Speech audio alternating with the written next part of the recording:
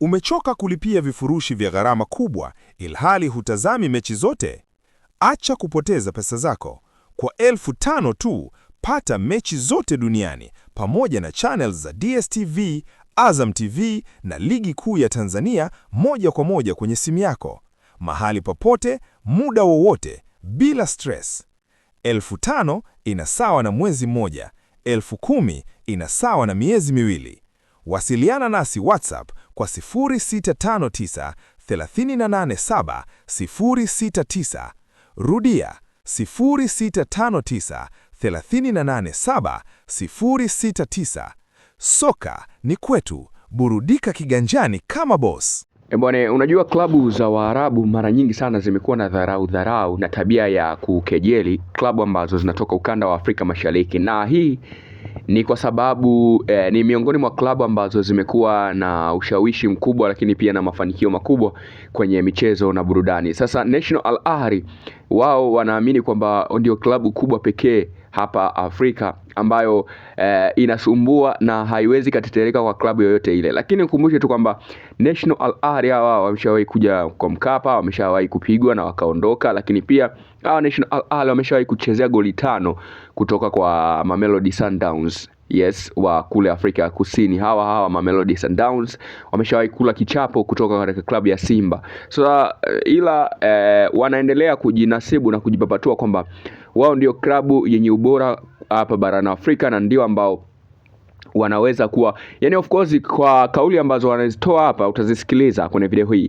yani unakuja kuamini kwamba ni miongoni mwa klabu ambazo haziheshimu upambanaji wa klabu zingine. Sasa ikumbuke kwamba siku zimebaki chache, leo ikiwa tarehe 17, basi zikiwa zimesalia siku 6 kuweza kufikia katika mchezo wa kundi B wa raundi ya 4 ambao utawakutanisha miamba hawa soka Young Africans dhidi ya hao mafarao kutoka huko Cairo. Sasa moja kwa moja hii zimeanza kuwa ni tambo, lakini pia ni kejeli ambazo zinatembezwa kutoka upande wa Misri kuja upande wa Tanzania ambako wapo miamba wa soka Dar es Salaam Young Africans, mabingwa wa NBC pamoja na Mapinduzi kwa sasa. Moja kwa moja National Al Ahly katika kikao au mkutano na waandishi wa habari wakiwa wanazungumza, basi kuna maneno ambayo yalizungumzwa pale yalikuwa sio madhuli. Nadhani haya maneno waliwahi kuyazungumza si RB Belouizdad, Silver Strikers, lakini pia waliwahi kuzungumza wale AC FAR, lakini hao wote na kutajia walikufa vibaya mno pale uwanja wa Benjamin Mkapa. Sasa moja kwa moja kutoka katika kodi za frequency, nikukumbushe tu kwamba kabla ya kuendelea kukusikilizisha kile ambacho National Al Ahly wamekisema, kumbuka kushare, kusubscribe, kulike na kucomment ili uwe miongoni mwa familia za Frequency Sports na Frequency TV ili uendelee kupata habari zetu kem. Sasa National Al Ahly bwana, wao wametoa ya moyoni na kuzungumza kuhusiana na wanavyotazamia mchezo wa Young Africans na wanavyomuona Young Africans. Basi moja kati ya vitu ambavyo wamevizungumza hakika vitakushangaza.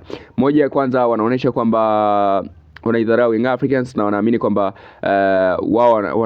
Young Africans wanaenda kutoa kule point. Kumbukwe Al Ahly kwenye uwanja wa nyumbani msimu huu ligi ya mabingwa barani Afrika kashinda goli 4-1 dhidi ya JSK, yani JS Kabylie. So wana imani kubwa sana na uwanja wao kwa sababu wao ndo prepared, yani wao ndo yani wale ndo wageni, so ndo wenyeji ambao wanaandaa uwanja wao, wanaujua vizuri. Kwa hiyo wanaamini yeyote yule atakayekuja watamgawa jumla ya watani kwa idadi. Yani hivyo ndivyo ambavyo wanaamini they can do this. Sasa moja kwa moja kutoka katika kodi hizi, kocha wa National Al Ahly anasema kwamba tunajua kwamba wanatoka katika ligi ngumu. Tanzania kuna ligi ngumu, ila ni ya kawaida sana, sio kama ligi ambayo sisi tunacheza, ligi ambayo hata timu ambayo iko nafasi ya 17 inaweza kupiga goli 4.